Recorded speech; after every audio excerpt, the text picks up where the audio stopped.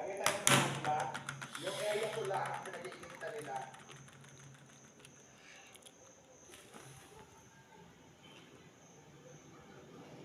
Wala namang pwesto sa pangulang. Pinagtataka ko kasi yung nasa harapan ko lang, dito sa kabila, ang dami-dami sa party. Hindi nila pinapaalis. Pakita ko sa inyo. Sigurado ko talaga guys, si Diwata talaga yung pinagbantayan niya. Alam ko talagang gago to yung mga traffic enforcers eh. Putang ina mo to. Akala ko hindi ko talaga nananakit ang tao yan. Alam ko talaga yan. Traffic enforcer talaga. Pinag-initan talaga. Dapat talaga yung pinag-initan din talaga yung mga ibang kainan. Bakit si Diwata lang pinagbantayan nila? Ayan, tingnan mo ha. Sana talaga yun yung trabaho ng si Diwata. Kaawa talaga kay Diwata yun. Grabe, maawa ko kay Diwata yun. Pero gusto talaga si Diwata na ganyan. Hindi natin ipilit ng gusto niya. Kasi trabaho na to eh. Trabaho niya talaga. Yan oh, picturean natin to. Live na to yung guys.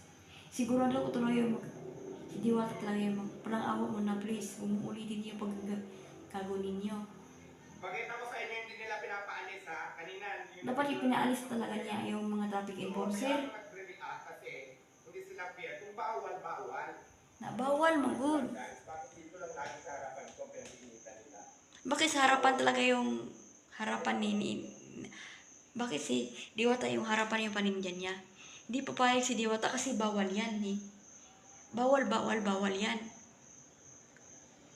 Grabe yung mga traffic enforcer, putang ina. Hindi pala kontento, hindi pala titigil guys, no? Grabe. Ako na ganyan, hindi na ko yung trabaho ng ganyan. Eh, pinag-initan talaga si Diwata ng ganyan, nung ko si Diwata. Ito guys ha.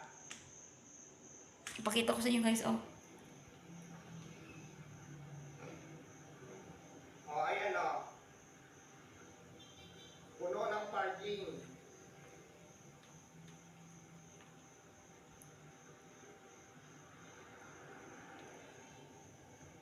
Grabe. Ayan, yung kabila, makainan. Ang daming parking hanggang doon sa dulo. Ayan, kainan yan. Ito, dito lang din sa tabi ko. Kaya sabi ko, bakit ganun sila nakapag-appear? Ayan, dito, ang daming nakaparking. Kasi bawal yata talaga yan. Maraming nagpa-parking yan. Ang tigas yung ulo. Oh, ayan o, ang daming nakaparking. Sabi di ba, Diwata, bawal na bawal. Bakit nang ganun kayo? Ako lang bakit mo sa akin laging ginagano nila. Yun lang naman, kaya labis mahusga. Yung para maging patas lang. Gusto si Diwata ng patas lang yan. Anong pinagkaiba dito sa lugar na Sabi ni Diwata, bawal na bawal eh. dito sa lugar ba? Si Diwata naranasan na. Ngayon hindi na siya gusto kasi natakot na si Diwata ganyan eh. Ngayon hindi na siya gusto si Diwata yan. Ganyan ang kabait ni Diwata. No, mabait talaga si Diwata yun. Si Diwata talaga na ano siya, nakaparating siya dati. Nahiring naman siya. Ngayon hindi na siya hearing kasi alam talaga niya na bawal. Ayun ang humusga guys. Sa mga full traffic na yan, kaya nang humusga. Kaya mahusga guys kasi yung mga gago yung traffic enforcer ninyo. Alam mo bakit na bawal na bawal? Ang tigas ang ulo ninyo. 'Di ba? Bawal kasi yun eh. May kaparatan si Diwata yan. Una, nahiring siya. Ayan. Ngayon, dini na siya kasi pinatutulungan siya. Alam niya talaga na bawal. Ngayon din. Noon pa, wala na. Pinasabihan siya. Pero ang tigas ang ulo yung mga traffic enforcer. Sino nagturo sa kanya? Baka siguro talaga yung mga tao yun. Baka si Francis Leo Marcos yung nagturo yan. Sigurado ko talaga yun, nag-bus talaga yung nagturo sa kanya. Alam ko yung style niya, alam ko. Pero sa kabilang mga kainan, ang daming parking, yun lang naman. Gago talaga yung mga paparking yan guys, no? Like, follow, and share, baka naman. This is the power in subscribe. Kaya mag-subscribe sa ating channel para mag-tidid ka sa aming video. Para maging fair lang. Gusto ko talaga yung follow and share natin to. I-follow natin to. Sigurado ko talaga kay Diwata yan. Pinag-initan tayo yung ulo kay Diwata. Anong kasalanan kay Diwata? Ano ba? Please lang, awa mo na. Huwag mo ulitin yung paggagawa ninyo. Sabi niyo bawal. Ang tikas ang ulo no. Si Diwata hindi na nakahiring. Noon pa nakahiring, hindi na ngayon. Ngayon, hinihiring na yon, traffic enforcer yon. Dapat ang nilang kinikita nila yung mga tao, hindi si Diwata. Ano nang nangyari? Sino nag-utos? Di si Diwata, sigurado ko talaga di si Diwata ay nag-utos yun.